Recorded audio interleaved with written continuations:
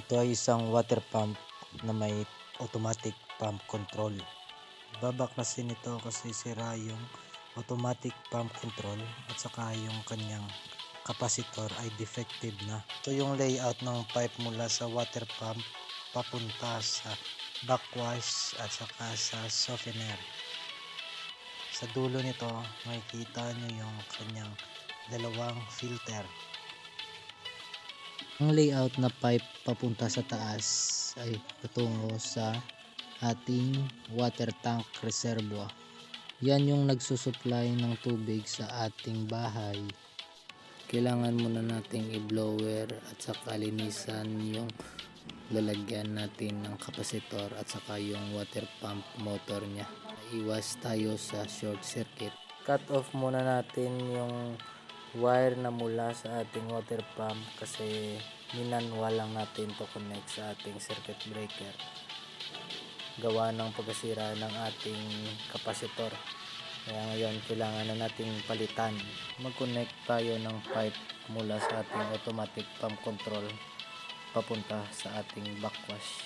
Baklasin natin yung harap ng ating automatic pump control. Bago tayo humawak ng electrical wiring, siguraduhin naka off yung ating breaker. Siguraduhin maayos yung pagkalagay ng kapasitor sa kanyang housing case para iwas tayo sa sunog. Siguraduhin mahigpit yung pagkakabalik ng ating screw.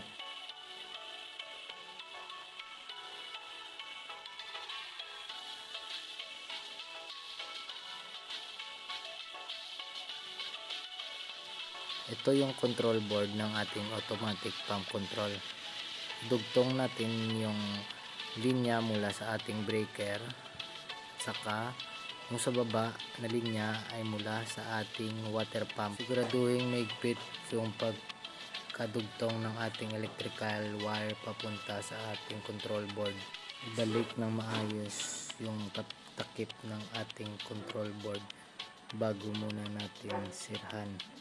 I-screw muna natin at yung pinakatakip nito ay kailangan natin ibalik kasi maaari pa itong pasukan ng tubig. Open natin yung valve mula sa ating water tank reservoir. Siguraduhin walang leakage yung binugtong natin ng mga pipe. Higpit at walang leakage yung kinabit natin na tubo at naka-open yung valve mula sa ating water pump control. I-on natin yung ating breaker para makapag-start na yung process ng ating water tank. Ngayon, ayos ng ating sirang automatic pump control gawa ng pinalitan natin ng bago at saka yung ating defective na kapasitor. Hintayin lang natin mapuno yung ating water tank reservoir sa taas. Mag-automatic trip off lang yung ating water pump gawa ng may floater sa taas. Siya naman yung nagko-control kung puno na yung ating tangke.